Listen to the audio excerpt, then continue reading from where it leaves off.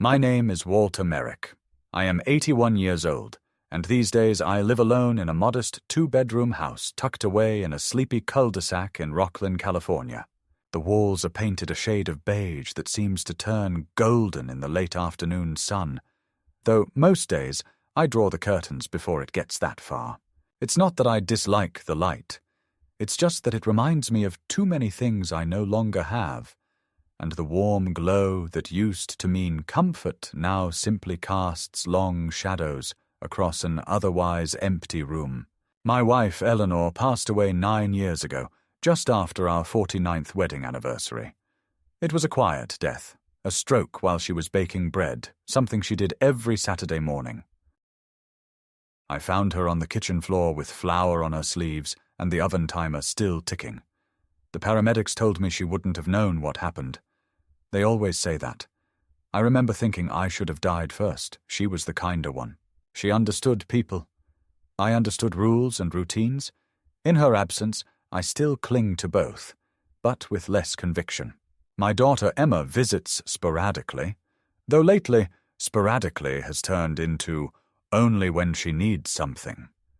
She's 48 now, and for reasons I've never fully grasped, she's grown into a woman I barely recognize. When she was little, I was the one who brushed her hair before school while Eleanor packed her lunch. I was the one who stayed up late helping her study for spelling bees and drove her to violin lessons. Somewhere between her graduation and her second child, she began treating me more like a cautious obligation than a parent. Maybe it started when Eleanor passed. Maybe before. It's hard to pinpoint when someone starts slipping away, especially when they're smiling at you through every stage of it. She married Jason, a man I initially thought was too eager to please. Now I know he was just rehearsing indifference. Jason is one of those men who smile with their teeth but never with their eyes, the kind who shake your hand firmly yet pull away too quickly, as if the contact burns. He sells something. I'm not entirely sure what. The job changes every few years, but the posture stays the same. He calls me sir and says it like he's speaking to an answering machine. Their children, my grandchildren, are named Abby and Derek. Lovely kids from what I remember, but I haven't seen them in nearly 2 years. They're always busy, always a recital, a science fair, a friend's birthday party. And when they do visit, they come with their eyes glued to glowing screens and leave before I can remember the color of their eyes. I was a school teacher for 36 years, mostly 10th grade literature. I taught Hemingway and Faulkner and Steinbeck to generations of teenagers who, in most cases, couldn't have cared less. But every now and then, there was a student who sat up straighter, asked real questions, scribbled down quotes in the margins of their notebooks. Those kids made it worth it. I wasn't the kind of teacher who gave out candy or told jokes to win affection. I believed in clarity, in the weight of words, in the value of effort. Retirement came abruptly. One day I was lecturing about symbolism in Of Mice and Men, and the next I was giving back my classroom keys and walking to my car with a cardboard box. They threw a small party in the faculty lounge, with carrot cake and paper hats. That was 13 years ago. Since then, my days have followed a reliable rhythm. I wake up at 6:30, make my coffee with the same ratio Eleanor once insisted on, 3 tablespoons per cup, no more, no less, toast an English muffin, and sit by the kitchen window, watching the neighbor's dog dig in the flower beds. After breakfast, I read the paper. I used to read it with a red pen in hand, underlining things I found poorly written or inaccurate, a habit I haven't quite shaken. By 10, I've usually cleaned the dishes, checked the mailbox, and perhaps watered the rose bushes in the front yard, if the heat isn't unbearable. Then comes the long stretch of empty time until evening, filled with puzzles, radio shows, and the occasional walk if my knees allow it. Some days I don't speak a word to another person until the sun has set. Some days I don't speak at all. Lately, I've started forgetting small things, where I left my glasses, the names of old colleagues, the day of the week. but never the big ones. I never forget Eleanor's voice, or the way Emma looked when she won her first spelling bee, or how quiet the house became after the funeral. I still keep Eleanor's robe hanging on the back of the bathroom door. It smells like lavender and a little like thyme. I tell myself it's just for comfort, but I know it's because I haven't learned how to let go. A few months ago, I fell in the garden while trying to trim the hedges. Nothing dramatic, just a misstep, a bad angle, and down I went. I lay there for 20 minutes, staring at the clouds, waiting for someone to pass by. No one did. I eventually dragged myself inside and called Emma, but she didn't answer. I didn't tell her when she called back 3 days later. What would have been the point? I told myself it was just a moment, a small slip, but something shifted after that. The world felt heavier, the stairs seemed steeper, doors harder to open. I stopped gardening. I moved my bedroom to the first floor. I began to fear the idea of needing help, not because I was ashamed, but because I knew the kind of help I would receive would come with conditions, with paperwork, with whispers behind my back. When Emma did visit last week, she seemed unusually cheerful. She brought me new slippers and my favorite ginger cookies. Jason stayed in the car, engine running. She spoke of rest, of me needing to take better care of myself. She mentioned a change of scenery. I didn't ask what she meant. It was easier that way. But I saw it in her eyes, that flicker of resolve, the same look she had when she was 9 and decided to shave the family cat.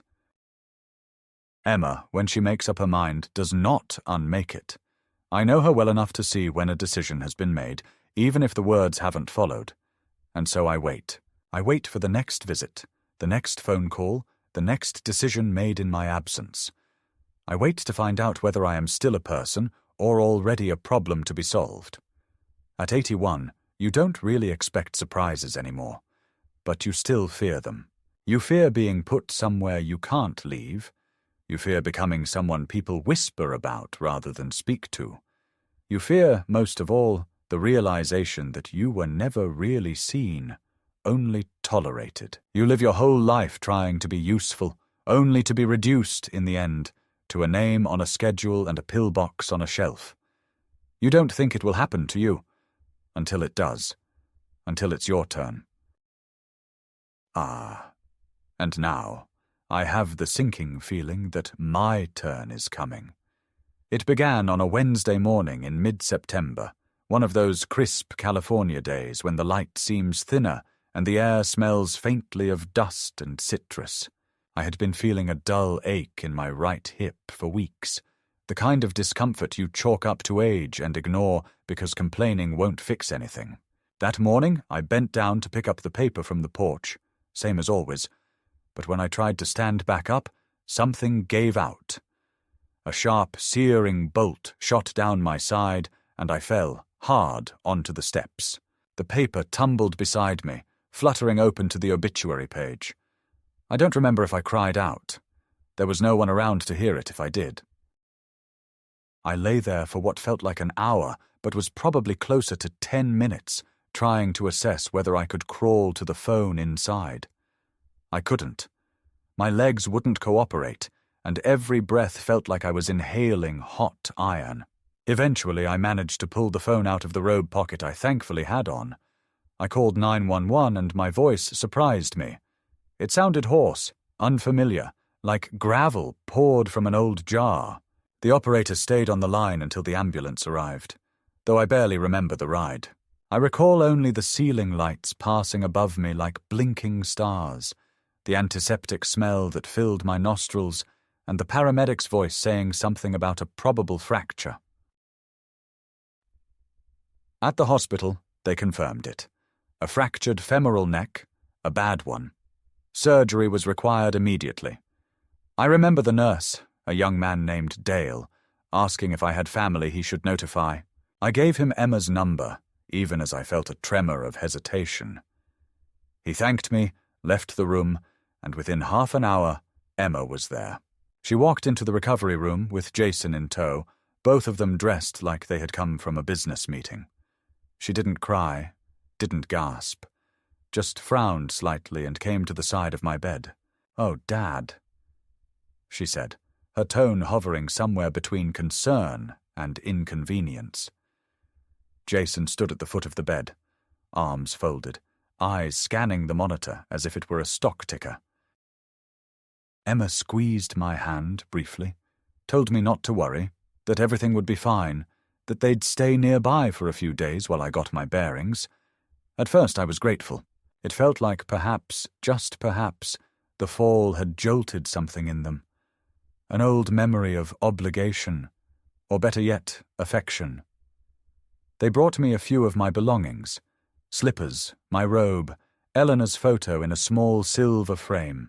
Jason arranged for a private room and mentioned something about using points from his travel rewards program. Emma sat beside me and read aloud from the newspaper, just like Eleanor used to. I was groggy from the medication, but I remember thinking maybe I had misjudged them. Maybe they just needed a reminder. Maybe this accident would bring us closer. Hope is a funny thing. It slips in when you least expect it and sits quietly until it's proven foolish. The shift came quickly. On the third morning, I woke up to find Emma wasn't in the room. I waited through breakfast, thinking she had gone to get coffee. By noon, when neither she nor Jason had appeared, I started to worry. I called her cell. No answer. I called again. Voicemail. By late afternoon, the nurse came in with a folded note. "Your daughter left this for you," she said, then added in a tone meant to be soothing. She said it was important. The handwriting on the note was Emma's, meticulous and rounded, just like when she was 12 and wrote me thank you cards. But the words were curt. "Dad, we had to leave for a much-needed vacation. You'll be safe here, don't worry. Take this time to rest. We'll be back in 2 weeks. Love, Emma." No explanation. No address. No emergency contact. Just that. I read the note 3 times, hoping it would change, hoping there was more on the back, some clue that this was a joke, or a test, or even a misunderstanding. But it wasn't. They were gone. And they had left me here, alone, freshly post-op, still in pain, with no plan, no timeline, no sense of who to call if something went wrong. I asked the nurse if they had said where they were going. She shook her head. They just mentioned they'd be unreachable for a while. International, maybe? She said with a shrug. But don't worry.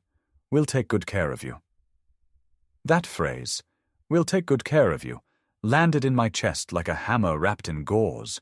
I've heard it before. It's the phrase people say before they hand you over to strangers in uniforms who call you by your last name and speak to you like a child. It's the phrase people use when they're washing their hands of you. I didn't know how to respond. I didn't want to cause a scene, and what could I do anyway?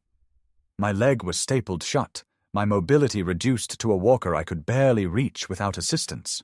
So I thanked the nurse and said I was tired, and when she left, I stared at the ceiling for hours, listening to the hum of the fluorescent lights, trying to remember the last time my daughter hugged me without obligation. That night, a social worker came to visit. Her name was Marlene, a soft-spoken woman in her 60s with tired eyes and a clipboard she held like a shield. She explained that Emma had requested a temporary guardianship arrangement so that decisions could be made without delays. The paperwork, she assured me, was standard and reversible. I asked if I had signed anything. She said not yet. That word, yet, struck me. It implied a trajectory I hadn't agreed to. She left the forms with me and asked me to think it over. The next day I overheard 2 nurses talking outside my door. His daughter said he's been getting forgetful. One said, might be early onset. Yeah, the other replied. She mentioned he left the stove on last month, nearly burned the house down. I wanted to scream. I wanted to call them in and demand where they got that information, Who told them that lie? But I stayed quiet. I couldn't risk sounding irrational. That would only help their case. I spent the rest of the day turning the note over in my hand, again and again, the edges softening, the ink smudging. The betrayal wasn't loud. It didn't shout or slap. It whispered, slowly and insidiously. It said, "You're not worth delaying a vacation for. You're not someone we stay behind for.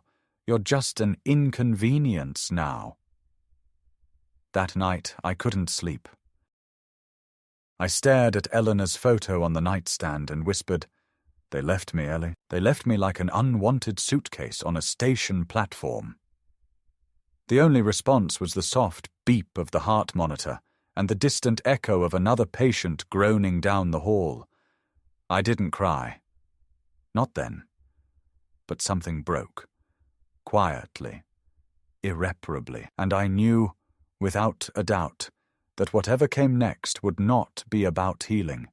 It would be about reclaiming, about taking back what they thought they could quietly erase. I didn't know how yet, but I knew this. I wouldn't let their silence be the last word. The hospital days that followed were marked not by physical pain, which the medication kept at bay, but by a slow, creeping disorientation, like standing still while the world subtly rearranged itself around you. I wasn't dying, not even close, and yet everyone treated me as if I were no longer quite present. Nurses spoke louder than necessary, using short words, over-explaining basic things, as if I were suddenly too fragile to understand the passage of time or the functions of a call button. When they wheeled me to physical therapy, the attendant would smile too much, ask condescending questions like, "Did we get enough rest last night, Mr. Merrick?" As if I had been 10 years old and she a patient kindergarten teacher.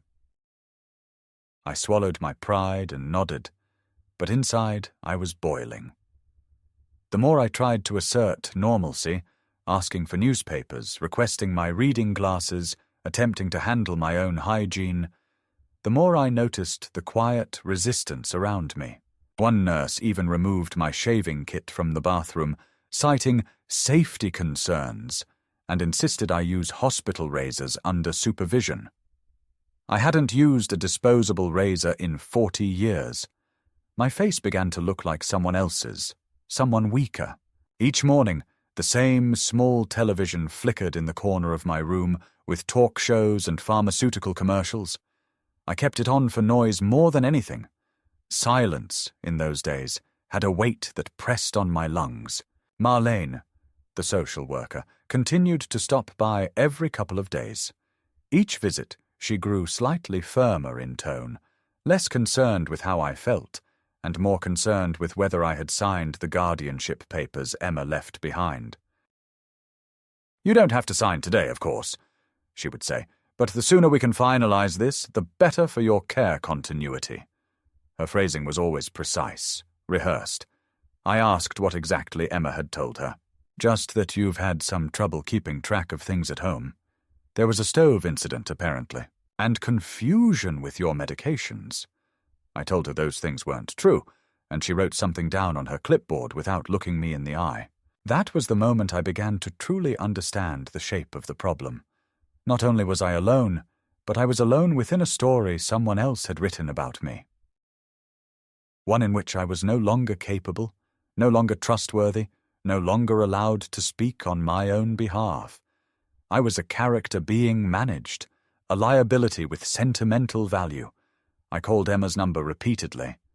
No answer. Straight to voicemail. Jason's phone did the same. I left messages at first, then stopped. What was I supposed to say? "Please remember I'm your father." The thought of begging made my skin crawl.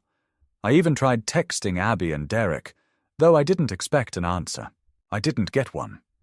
I told myself they were young, busy, distracted. But deep down I knew that was no longer the whole truth.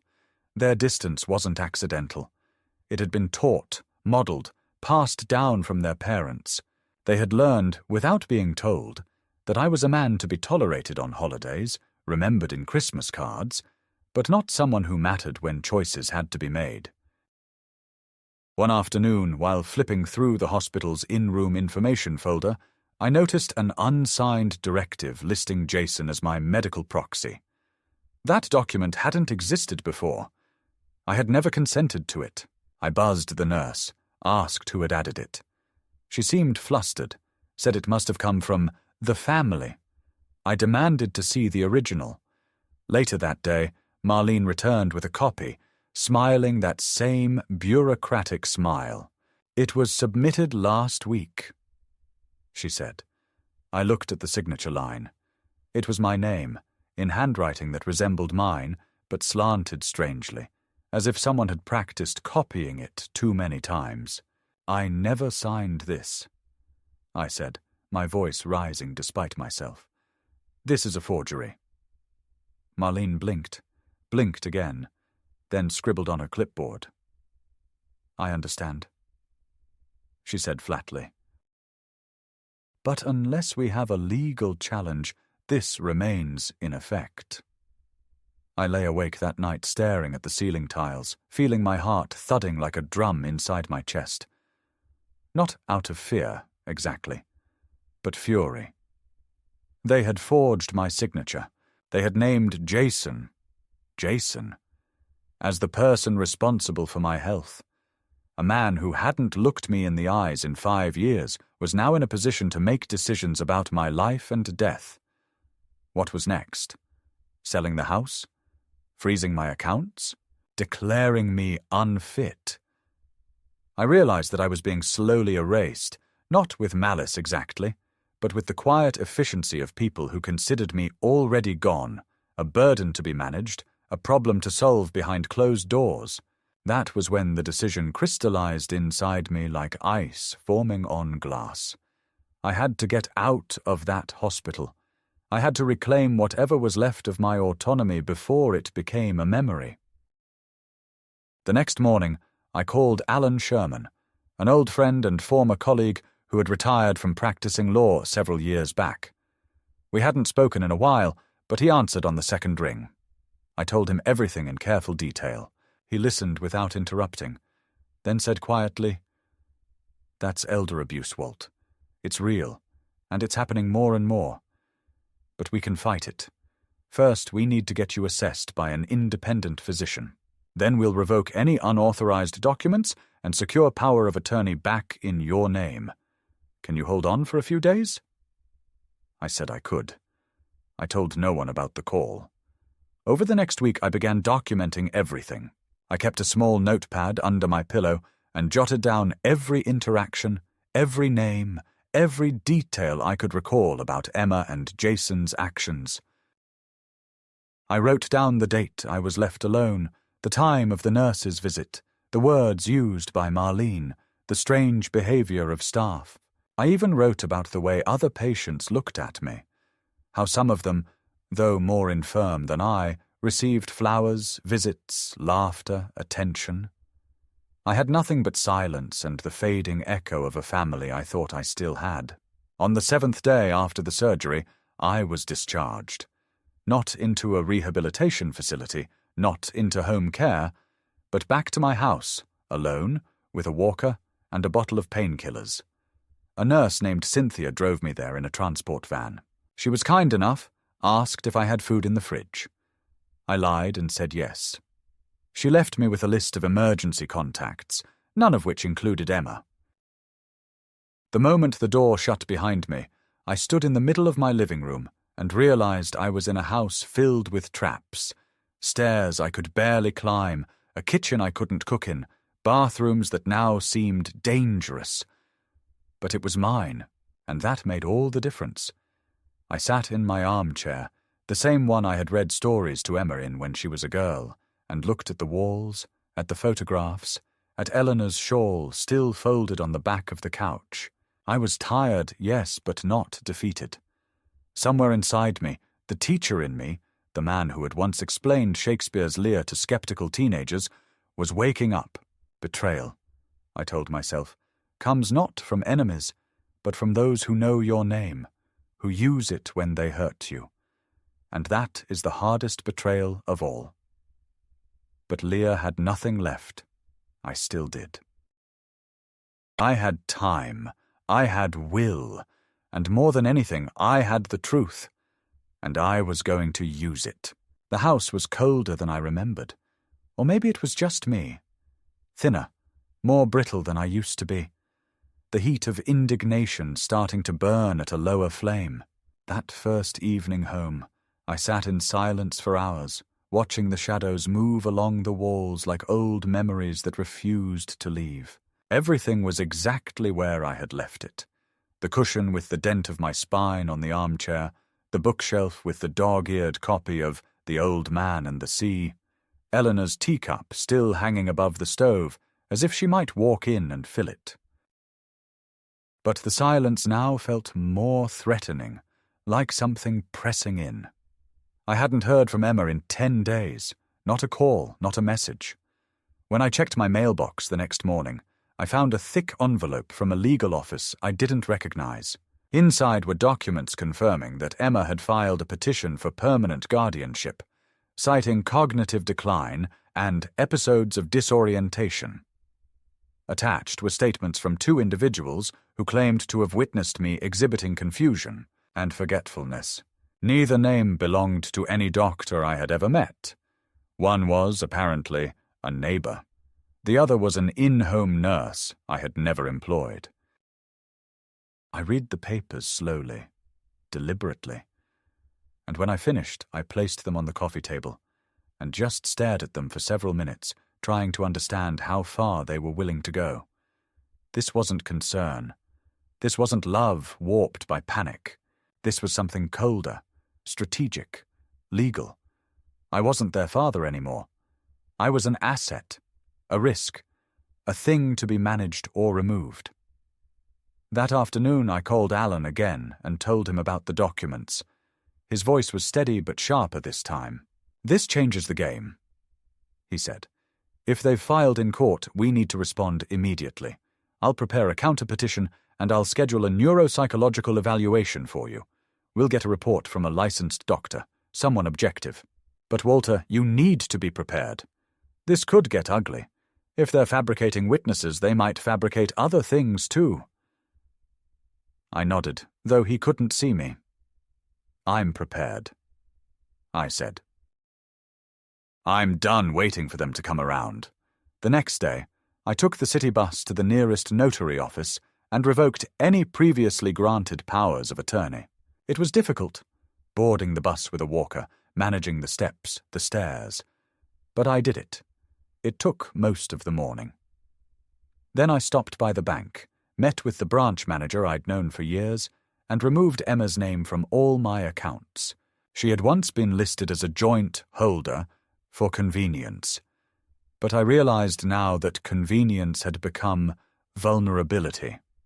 I closed the savings account she had access to, opened a new one, and transferred everything. I asked to be notified immediately if any withdrawal attempts were made using her credentials. The manager looked surprised, but didn't ask questions. Perhaps she'd seen this before. Perhaps I wasn't the first. The neuropsychologist appointment was the following week. I was nervous, more than I expected to be.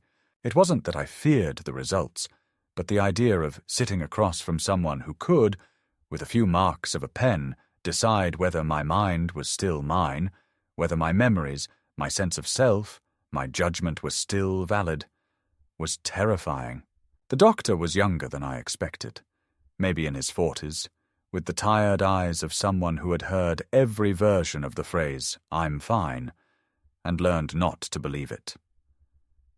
But he was kind, methodical. We spoke for nearly 3 hours. He asked me about the date, the president, my childhood, my retirement, the fall, Emma, Eleanor. I told him everything. He listened carefully, took notes, made me do memory games and logic puzzles, read me stories and asked questions about them.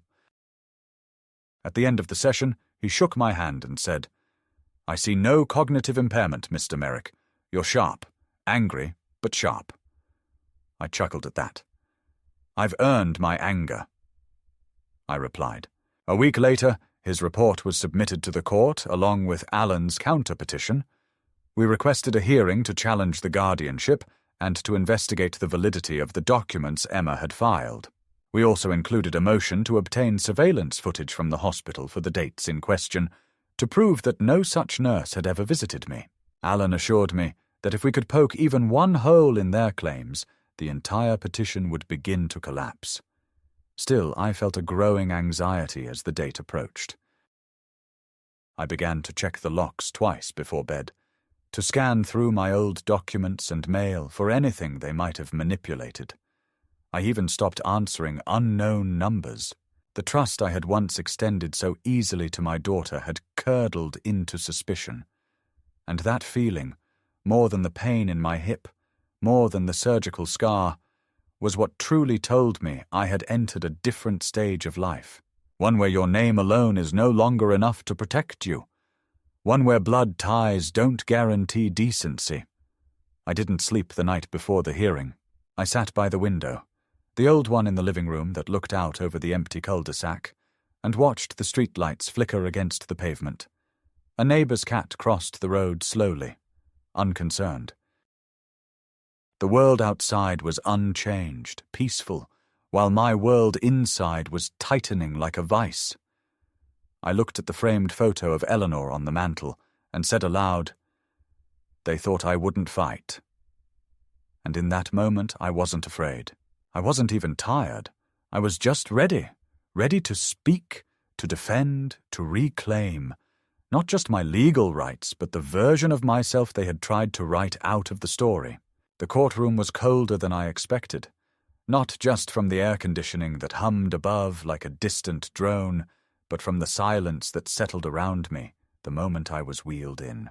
I say wheeled in because Alan insisted on bringing a transport chair, worried that the slow, halting gait of my healing hip would be misinterpreted as further frailty. I hated that chair. It wasn't pain that put me in it. It was optics, image, strategy. The way I looked had suddenly become more important than who I was. Alan pushed me through the hallway past strangers in suits, some typing on phones, others shuffling paper. I didn't recognize the woman who stood beside Emma, but I assumed she was the lawyer. Young, confident, polished in the way people are when they think the facts are already in their favor. Jason sat behind them in the gallery row, arms crossed, his eyes darting toward me briefly before looking away. I don't think he expected me to be there. Not really. I think, deep down, he believed I'd fade away quietly, swallowed by the red tape and the weight of their false kindness. But I hadn't, and I was here. The hearing was brief, as these things go. Alan spoke with clarity and restraint, laying out the timeline of events, the contradictions in the filed documents, the lack of legitimate witnesses, the forged signature. He presented the neuropsychological report in careful detail, emphasizing phrases like fully competent, no signs of cognitive deterioration, and able to manage own affairs. I sat there watching Emma's face, hoping for something. Regret, shame, even anger. But she kept the same tight-lipped expression, eyes forward, only blinking when Alan said the word forgery. Jason looked more rattled than she did.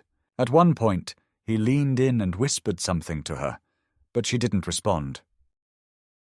When their lawyer spoke, she did so with practiced concern, suggesting that while Emma may have been overzealous, her actions stemmed from a deep love and worry for her father. She cited the fall, the hospital stay, the supposed confusion during recovery. But then Alan played a video, a security clip from the hospital hallway, time-stamped, showing that no in-home nurse ever entered my room on the days in question. The judge's eyes narrowed. The courtroom was silent. The ruling was swift. The guardianship petition was denied. The forged signature was acknowledged, but since no money had changed hands yet, the judge opted not to refer it for criminal investigation. A family matter. she said. Best handled outside criminal court. I wanted to object, to demand consequences. But Alan placed a hand on my arm and gave me a look that said, "Let it go, for now." Afterward, Emma and Jason left without speaking to me. I watched them walk down the hallway, their steps brisk, almost defiant. I wondered what they would tell the children. That their grandfather had gone mad? That he had turned on them? Or perhaps, worst of all, that none of this had happened at all. The next week I filed a formal motion to challenge all remaining access Emma had to my financial accounts, pension, insurance, and medical records. Alan helped me draw up letters to each institution, enclosing the court's ruling and instructions to consider any future contact from Emma as unauthorized. I reopened my safe and checked the house deed, mortgage records, and insurance policies. Everything was still intact, but it struck me how easy it would have been to lose all of it, how close I had come to being erased. That realization didn't leave me for days. I'd walk from room to room in my home, touching furniture, opening drawers, as if reassuring myself that these things were still mine, that my life hadn't yet been fully rewritten. And yet part of it had. My relationship with Emma, my only child, was gone. Even if she came back tomorrow and wept apologies at my doorstep, I would never unhear her silence in the hospital. I would never forget the note she left instead of a conversation. And then something else arrived. A notice from the county clerk's office. It was about my house. A notice of intent to transfer ownership had been filed, dated during my hospital stay. It listed Jason as the proposed recipient. My signature was on the form. Another forgery. I sat at the kitchen table with that notice in front of me for nearly an hour, unable to move. They had planned everything. While I lay in a hospital bed recovering from surgery, they were preparing to take the last thing I owned outright. My house.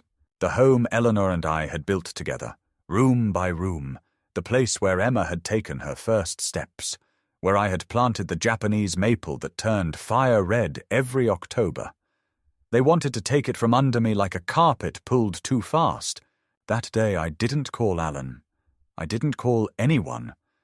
I simply stood, walked slowly to the liquor cabinet I rarely opened, and poured myself a glass of scotch. I drank it without ice, the burn travelling down my chest like a match dragged along dry wood. I had tried the polite way. I had defended. Now it was time to reclaim. The next day I called a real estate attorney and explained the situation. He was cautious but helpful. We reviewed the deed together. I had inherited full ownership after Eleanor passed. No one else had claim. The transfer request was legally void without notarized consent. But the very fact that it had been filed meant they had intended to follow through. If I had died, or if the court had approved their guardianship, they would have completed the transfer. My home, my money, my history, gone with a pen stroke. It was then that I decided I wouldn't just block their access. I would strip it, remove every last thread that tied them to my life. I drafted a new will. I rewrote my power of attorney. I closed the college savings accounts I had quietly funded for Abby and Derek for years. Not $1 had ever been thanked. Not one phone call. Not one birthday card. I transferred the funds into a charitable trust in Eleanor's name, one that would sponsor underprivileged students in the school district where I had taught. A part of me trembled with the finality of it all. But another part, the part that had lain helpless on cold hospital sheets while strangers whispered about my sanity, felt nothing but steel. Then came the confrontation. They returned. I don't know how they found out I had revoked everything. Perhaps the bank called them. Perhaps they tried to log into an account and failed. All I know is one afternoon, while I sat reading by the window, a black SUV pulled into the driveway. Jason stepped out first. Emma followed. She was thinner than I remembered, or maybe just older. She came up to the door and knocked, gently, as if still unsure of her standing. I opened it and said nothing. She asked to come in. I stood aside.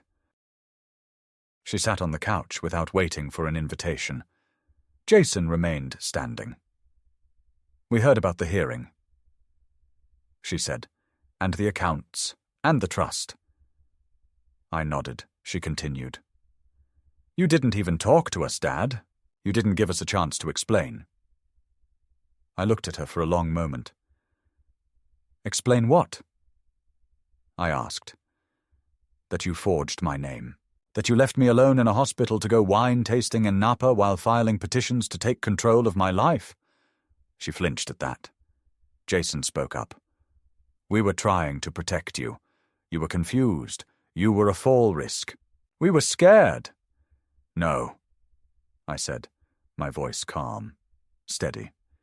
"You were opportunists, and you got caught." Emma's eyes filled with tears. "So that's it? You're cutting us off?" I shook my head. "You cut yourselves off the moment you decided I was easier to manage than to love." They didn't argue. They didn't apologize. They left, quietly. I watched them walk back to the SUV and drive away, and when the car disappeared around the corner, I sat back down and felt for the first time in months peace. Not the peace of resolution, not the peace of forgiveness, but the peace of distance. The knowledge that, while I had lost something irreversible, I had also reclaimed something irreplaceable.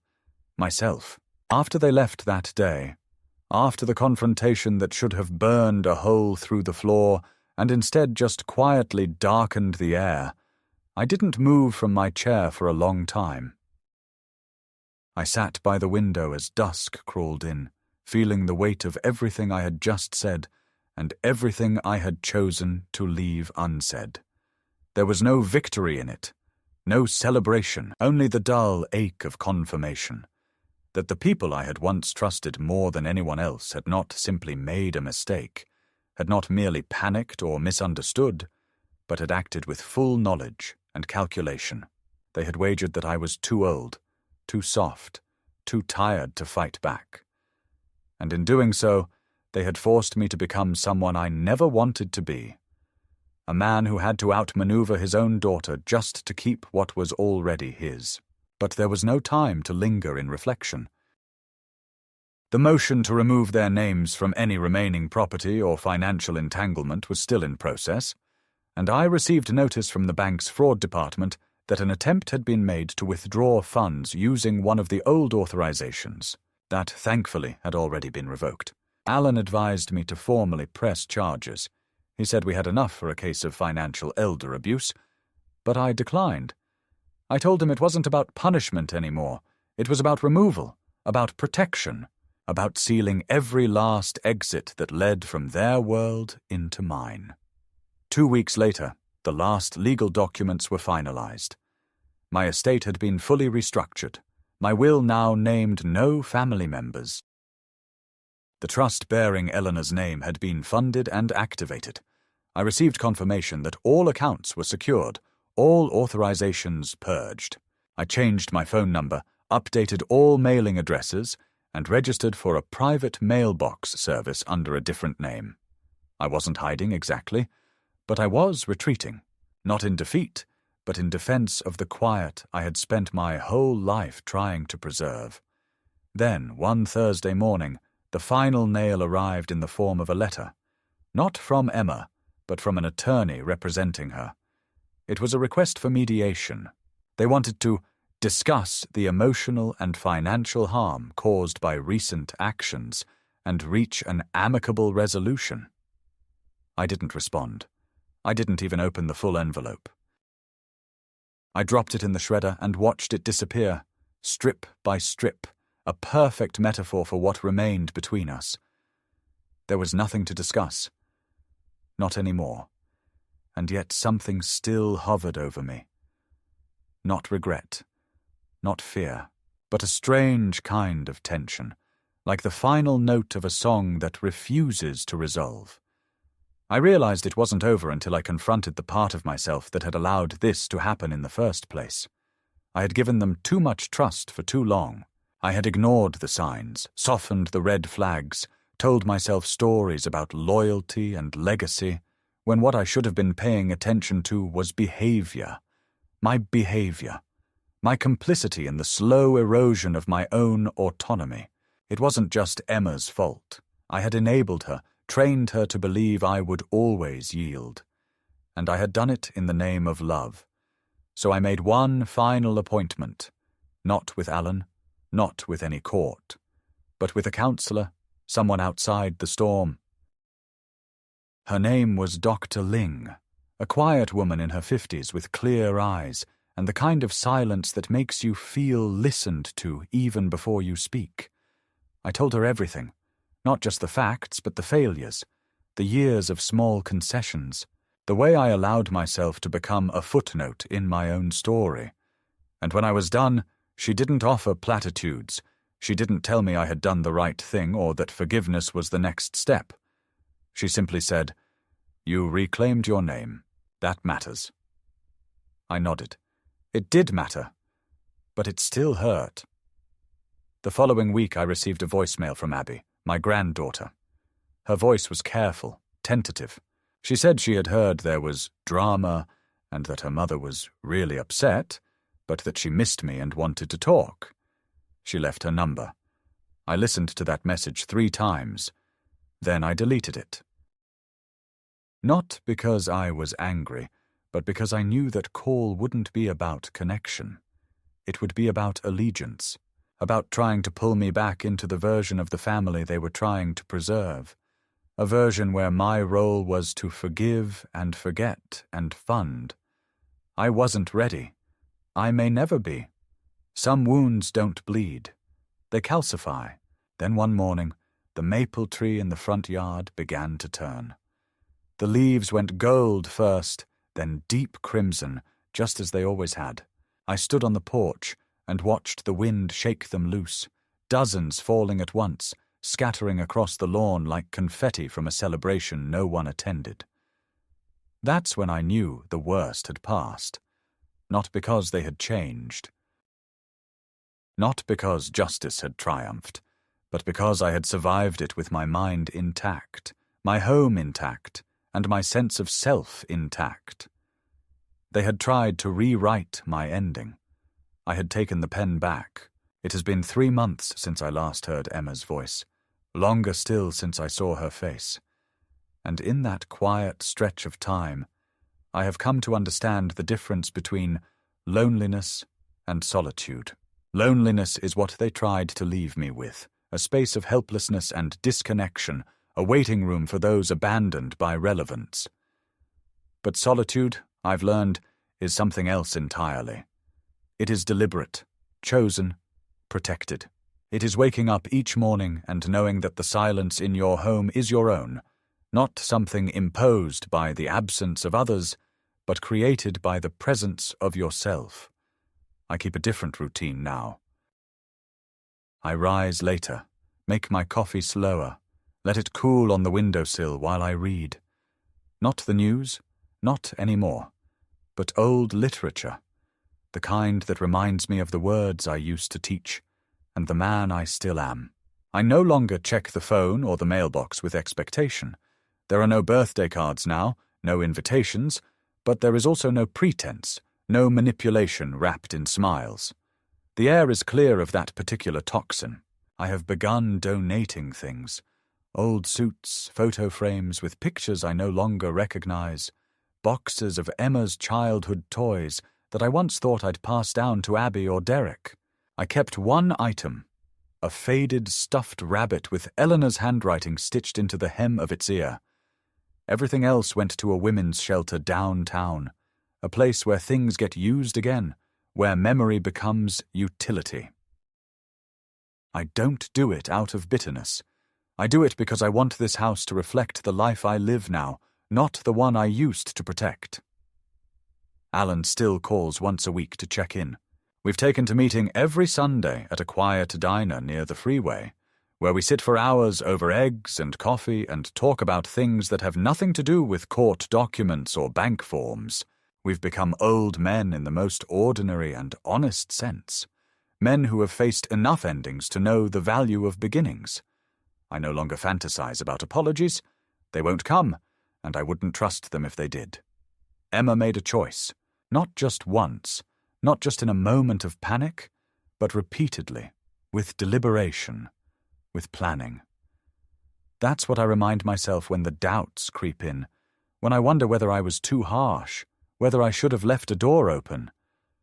But no. There are doors that, once sealed, must remain closed, not out of vengeance, but out of self-respect. I gave her everything I knew how to give, and she used it as scaffolding for betrayal. You don't repair from that. You rebuild elsewhere. I have written a letter to Eleanor. Not to send, of course, but to speak what I never said aloud.